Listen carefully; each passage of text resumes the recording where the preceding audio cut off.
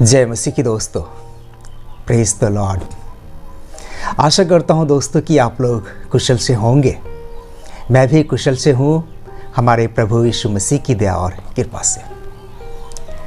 दोस्तों, जैसे जैसे विज्ञान तरक्की करता जा रहा है वैसे वैसे कुछ पुरानी धारणाएं मिटती चली जा रही है। शायद बचपन में आपने भी सुना होगा कि पृथ्वी शेष नाग के सिर पर टिका हुआ है। मैंने भी बचपन में सुना था और मैंने ये भी सुना था कि पृथ्वी एक बहुत बड़े खंभे पर टिका हुआ है। परंतु जब विज्ञान ने ये बताया कि पृथ्वी हवा में लटक रही है और सूर्य के चारों ओर चक्कर लगा रही है, तो ये जो पुरानी धारणाएं थी वो धीरे धीरे मिटती चली गई दोस्तों। परंतु दुख की बात यह है दोस्तों कि बहुत सारे धर्मगुरु अभी भी अपने ही बातों पे टिके हुए हैं और जबरदस्ती धर्म ग्रंथों में विज्ञान को घुसेर रहे हैं दोस्तों। जबरदस्ती, कोई मतलब नहीं है। मेरे प्रिय भाइयों और बहनों, क्या हजारों साल पहले भारत ने 9 ग्रहों की खोज कर ली थी? क्या हजारों साल पहले भारत में 9 ग्रहों की खोज कर ली थी, जिसे पश्चिम ने 16वीं शताब्दी में खोजा, जिसे पश्चिम के वैज्ञानिकों ने 16वीं शताब्दी में खोजा? क्या ऐसा हुआ था? मैं बताना चाहूंगा दोस्तों कि ये सरासर गलत है दोस्तों। भारतीय ज्योतिष जिन 9 ग्रहों का इस्तेमाल करते हैं, थोड़ा ध्यान दीजिएगा दोस्तों। भारतीय ज्योतिष शास्त्र जिन 9 ग्रहों का इस्तेमाल करते हैं और जिसे 9 ग्रह बताते हैं, वो कुछ इस प्रकार से है। ध्यान दीजिएगा। सूर्य, चंद्रमा, राहु, केतु, मंगल, बुध, बृहस्पति, शुक्र और शनि। सूर्य, चंद्रमा, राहु, केतु, मंगल, बुध, बृहस्पति, शुक्र और शनि। भारतीय ज्योतिष शास्त्र के अनुसार ये 9 ग्रह हैं, जिसके विषय में कहा जाता है कि हजारों साल पहले हमारे ऋषि मुनियों ने ढूंढ लिया था। दोस्तों, सूर्य एक ग्रह नहीं है दोस्तों। सूर्य एक ग्रह नहीं है। हमारे सौर मंडल में सूर्य सबसे नजदीक का तारा है। उसे इंग्लिश में लिविंग सन भी कहा जाता है, सबसे लिविंग स्टार कहा जाता है। सबसे नजदीक का तारा सूर्य है, वो एक ग्रह नहीं है। सूर्य में हाइड्रोजन के न्यूक्लियर आपस में संलयन होकर के हीलियम बनाते हैं। सूर्य में हाइड्रोजन के न्यूक्लियर आपस में संलयन होकर के हीलियम बनाते हैं और इसी समय में जो एनर्जी जनरेट होती है, वही एनर्जी हमें प्रकाश के रूप में दिखाई देती है दोस्तों। सूर्य एक ग्रह नहीं है, वो सबसे नजदीक का तारा है। चंद्रमा, दोस्तों, चंद्रमा भी एक ग्रह नहीं है। वो पृथ्वी का एक उपग्रह है और पृथ्वी के चारों ओर चक्कर लगाते रहते हैं। चंद्रमा एक ग्रह नहीं है, वो पृथ्वी का उपग्रह है और वो पृथ्वी के चारों ओर चक्कर लगाते रहते हैं। हमारे जो सौर मंडल है दोस्तों, उसमें 34 उपग्रह है, यानी कि 34 चंद्रमा है हमारे सौर मंडल में, जिसमें से पृथ्वी का 1 चंद्रमा है, बृहस्पति का 12, शनि का 9, यूरेनस का 5, मंगल और नेपच्यून का 2-2 और प्लूटो का 3 चंद्रमा है। टोटल 34 चंद्रमा हमारे सौर मंडल में है। और पृथ्वी का जो चंद्रमा है वो ग्रह नहीं है, एक उपग्रह है। और राहु केतु दोस्तों, राहु केतु तो हमारे सौर मंडल में है ही नहीं दोस्तों। राहु केतु नाम का कोई ग्रह हमारे सौर मंडल में है ही नहीं। राहु केतु के विषय में पौराणिक कथाओं में हम पढ़ते हैं।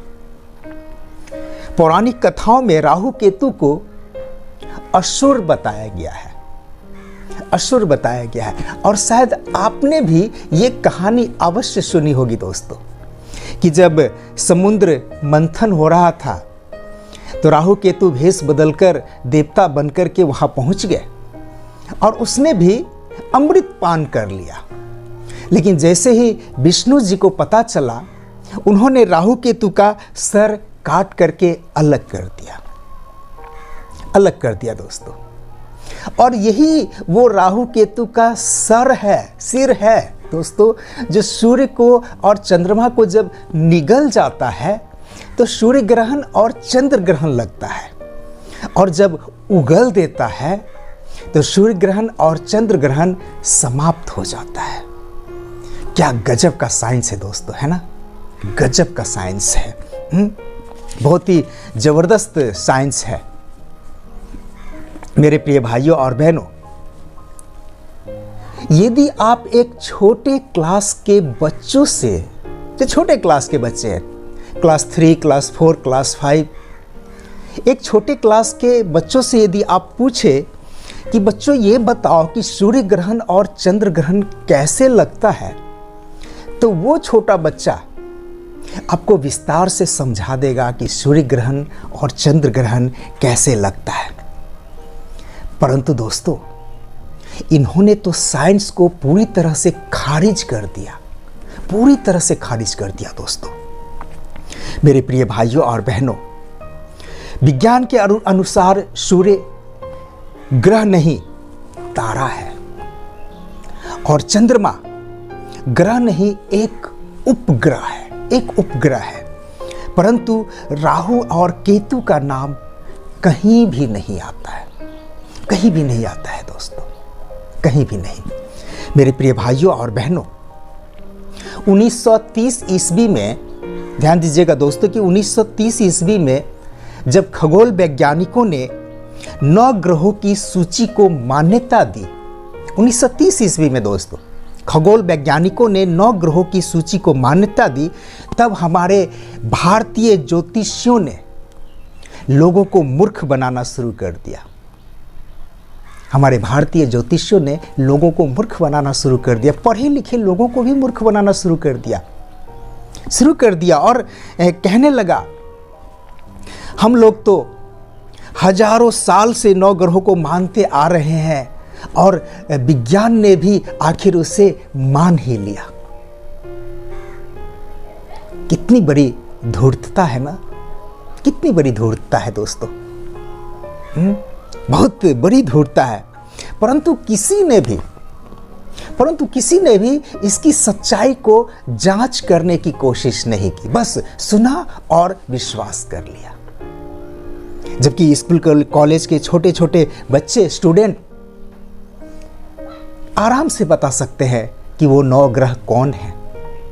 सूर्य, चंद्रमा, राहु, केतु उस 9 ग्रह में तो आते भी नहीं है दोस्तों, आते भी नहीं। अभी अभी आप लोगों ने सुना। प्रिय भाइयों और बहनों, खगोल वैज्ञानिकों के अनुसार हमारे सौर मंडल में जो 9 ग्रह हैं वो कुछ इस प्रकार से है। ध्यान से सुनिएगा दोस्तों।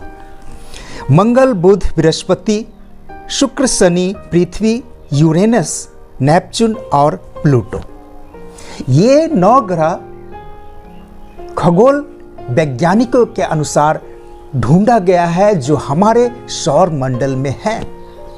इसमें, इस सूची में दोस्तों सूर्य, चंद्रमा, राहु और केतु नहीं है दोस्तों। ज्योतिषों के 9 ग्रह और विज्ञान के असली 9 ग्रह को मिलाकर कोई भी व्यक्ति आसानी से कह सकता है कि ज्योतिष एक धोखा का व्यापार है। एक धोखा का व्यापार है दोस्तों। हमारे सौर मंडल के 9 ग्रह और ज्योतिष शास्त्रों के 9 ग्रह दोनों को आपस में मिलाकर कोई भी व्यक्ति आसानी से कह सकता है कि ज्योतिष एक धोखा का व्यापार है। और अंत में दोस्तों, मैं आप लोगों से और ज्योतिषियों से एक सवाल पूछना चाहता हूं दोस्तों। क्या आप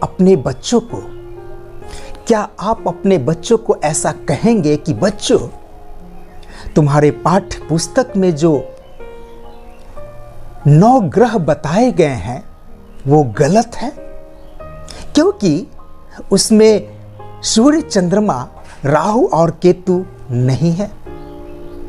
क्या आप अपने बच्चों को ऐसा कहेंगे? मेरी बातों को थोड़ा ध्यान से सोच करके आप अपने आप को जवाब दीजिए कि क्या आप अपने बच्चों को ऐसा कहेंगे? सोच लीजिए। धन्यवाद दोस्तों, मेरी इस वीडियो को देखने के लिए बहुत बहुत धन्यवाद।